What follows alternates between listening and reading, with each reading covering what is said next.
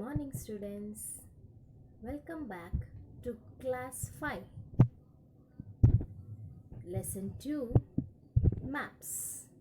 Social science, lesson 2, maps, part 1.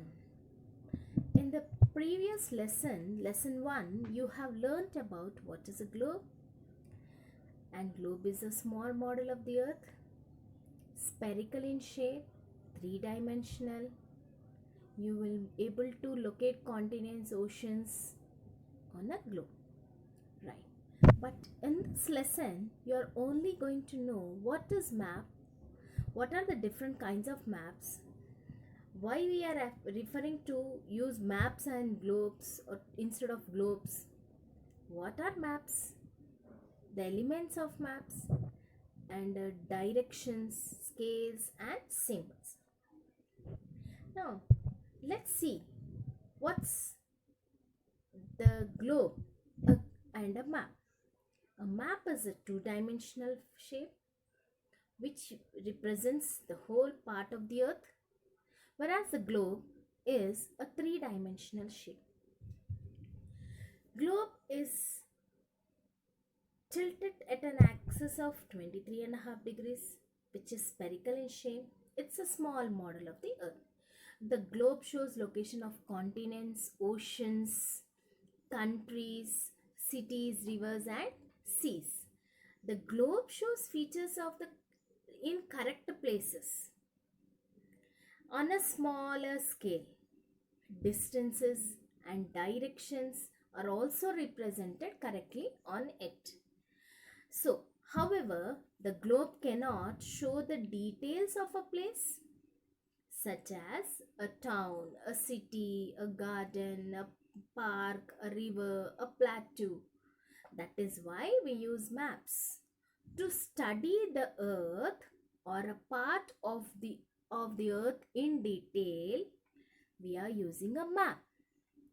A map is a drawing of the earth's surface or a part of it. A more accurate definition for a map is a representation of the earth's surface or part of it drawn to a scale on a flat surface. Map is also known as in a Latin word mappo, which means spread like a napkin, right? And even you can fold it and place it. Can you carry a globe everywhere? No, it's not possible. So globe is not easy and handy to carry, whereas map you can. A map can give us same kind of information as a globe, but it is flat. It's more detailed. It shows scales, it shows symbols, right? Yes, yeah. And even a map can be stuck on a book.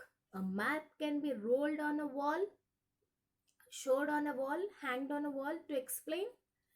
And after expression, we roll it and place it aside. Whereas globe, you need to carry from one place to another and it is not handy or easy to carry. Only one part of the earth it shows. You need to spin the globe. Whereas map, the entire part, that the whole part of the earth is seen at a time. Scales, legends are shown on a map. Whereas globe doesn't show scales, doesn't show legends and keys. See, you can see the difference, right? Now, let's go to the other slide, atlas. What is an atlas? An atlas is a collection of maps. You can see a book over here. In the picture you can see it's binded up with number of maps. That means a collection of maps. So, atlas have been bound into a book form where you also have information about maps, places in it. You can see different kinds of maps. You can even identify what kind of it, whether it is a physical map, political map. We'll know it further in the next part. Next, the other part, let's go.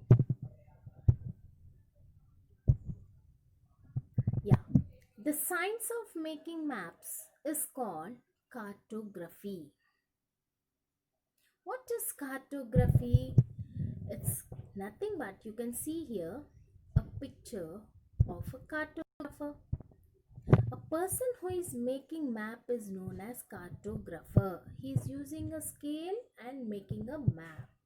So the science of making maps is called cartography. Children, there's a difference over here. Just please note it. The science of making maps is called cartography. A person who makes map is called cartographer. Yes, clear. Claudius Ptolemy.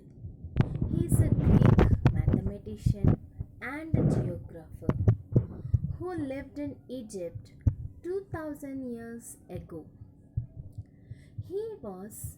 He made several maps of the world created by him. He also made different kinds of maps. Now you can see in this slide a picture of model of the earth, means globe, which means on a flat surface made with clay. The first clay model of map made in Babylonia. This is called as Babylonia clay tablet. What is Babylonia? First thing, it's a town. Babylonia is a town located along the river Euphrates in Iraq. The Babylonian map of the world is a Babylonian clay tablet. This is known as clay tablet, containing a labeled depictions of the world. And now at present this clay tablet is present at British Museum. Now what is a museum? So all the earliest things which are stored and kept at the museum. So this clay tablet is placed in a museum called British Museum. Where is British Museum? In England, right? If we go to the other slide, here is the world map. This map shows different continents, I mean 7 continents, the water bodies. Each continent is colored in different color to identify and locate and know.